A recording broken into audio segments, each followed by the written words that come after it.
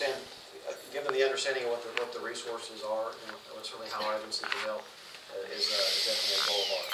But hopefully, I'd say stay tuned, and that we might see something more clear, whether it's adding the state water plan or some separate plan that the legislature would like the board to take part in here in short order. One of the things that in agriculture has happened about 50 years ago all across our state in headwaters, a lot of these rivers were built flood control dams. The life expectancy of those things were at the tail end of it.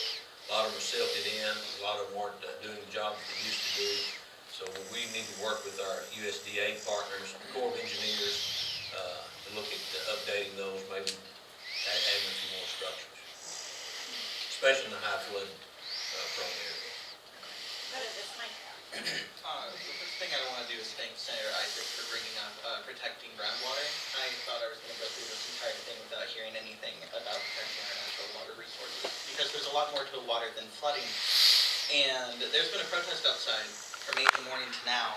It's still going on. It's going to be there until 8 o'clock at night.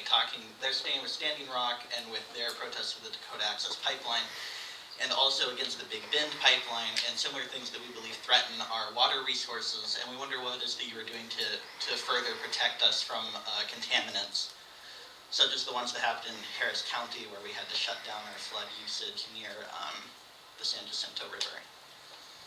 But the only issue that I can speak of on contaminants is some wastewater treatment projects that we're dealing with in Hays County. There's one that's proposed. The city of Dripping Springs has proposed one. The city of Buda, in conjunction with a municipal utility district, has requested one that's east of 35.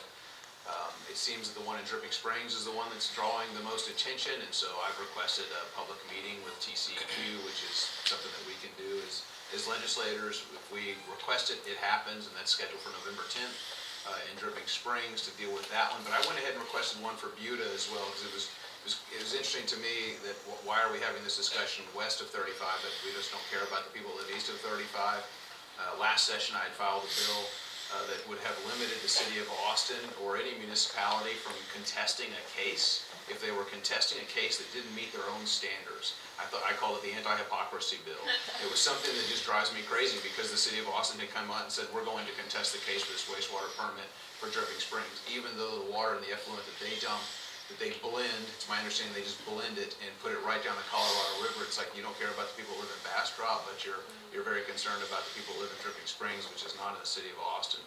So we're going to continue to work and make sure that these wastewater treatment plants are, if there is any discharge, and Dripping Springs is working, and it's an issue. If you get a permit, you either have a storage permit, which my understanding is in western Travis County, you had a wastewater facility that had a storage permit. You had all the flood and the water that we had. That water spilled over the edge. It's basically untreated wastewater going right down into our freshwater system, down creeks and streams. That's not good.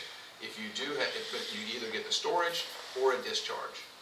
Even if you do a land application, which is what the city of Dripping Springs is trying to get, they don't ever want to discharge down Onion Creek. They want to do 100% land application, which is reuse, and it cleans that water, and that's a good thing to do. And so we're going to try to work towards making that happen, where they are doing land application. We want to see more of that and make sure that our water is treated to the highest standard possible if it is ever discharged. And Commissioner Miller talked about Israel and how they're reusing water. They're doing the same thing in Singapore through a plant called New Water, where they reuse their wastewater to do that. So we need to make sure there's more innovative things like that that are happening to protect not only the groundwater, but also the potential for surface water. Chairman, are there any? Well, I'll just make a quick comment there. The other thing that would be very useful is to recognize the water energy nexus in the planning processes. So we've got a 50-year water plan that looks out at the state's population, explores all sorts of possibilities for making sure that we have water supply, was creative in the use of conservation as an actual supply strategy. Look up no energy plan. And so part of the answer to your question is if we were thinking about energy at the same scale and depth as we're thinking about water, then we would understand where that nexus is working and where there might be problems. And I think globally, that's the whole key to the population growth, is understanding it's actually food, water, energy nexus, and understanding those three. If you can solve those three things together, then you maybe can avoid some of these fights. Chairman Fair, I just wondered if there was, to his question, any efforts in the Senate? Yeah, I just say it this way. Other than the outliers like 20-year floods or 100-year floods, I took water treatment, wastewater treatment is a really fun day.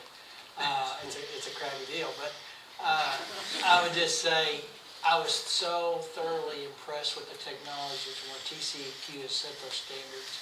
And that water that leaves that plant outside of the outliers, the floods and those things that are gonna happen. I mean, it's just gonna happen, and it's quick. TCEQ's on top of that. That water's going back in better quality than was in the river. So there's a lot of urban myth out there, I think a lot of times, about people talking about we're just polluting our water, we're sending our flood into the waters. Well, it's gotta meet some really high standards to get that back into the process.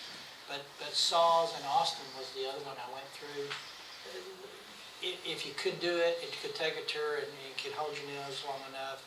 It really wasn't that bad, but they really do a great job of cleaning that stuff up. So it's not as what the general public hears. The reality is something a lot different. And those people take a lot of pride in taking care of that water system.